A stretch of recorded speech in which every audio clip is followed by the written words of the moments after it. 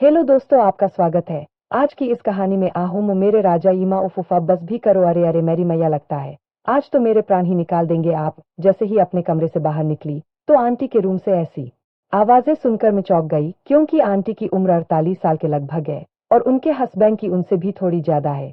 ऐसे में उनके कमरे से यह सब आवाजें आती देख मेरे भी शरीर में एक अजीब सी झंझनाहट सी होने लगी। वैसे तो किसी के कमरे में चोरी छुपे झांक कर देखना अच्छी बात नहीं होती, लेकिन यह सब आवाजें सुनकर अब मुझसे रुका नहीं जा रहा था। अब मैं धीरे धीरे आंटी के कमरे की ओर जाने लगी, क्योंकि मैं देखना चाहती थी कि आंटी के कमरे में आखिर हो क्या रहा है।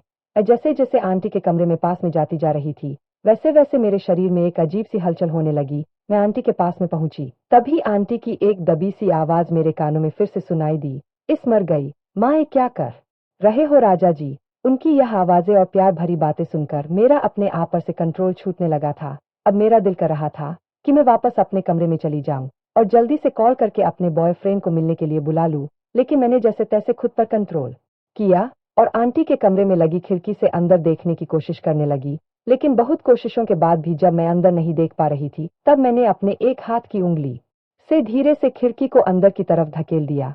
मेरे ऐसा करने से खिड़की थोड़ा सी खुल गई, लेकिन उसमें से मुझे अंकल और आंटी दिखाई नहीं दे रहे थे। अब मेरा सब्र का बांध टूट चुका था। अब मैंने सोच लिया था कि चाहे जो हो जाए, लेकिन मैं देख कर ही रहूंगी कि आखिर अंकल और आंटी आज अंदर कर क्या रहे हैं। वैसे तो मैंने वह लोग अंदर क्या कर रहे हैं इसके बारे में बहुत सारे अंदाजे लगा लिए थे, लेकिन मैं अपनी आंखों से उनको देखकर पता लगाना चाहती थी।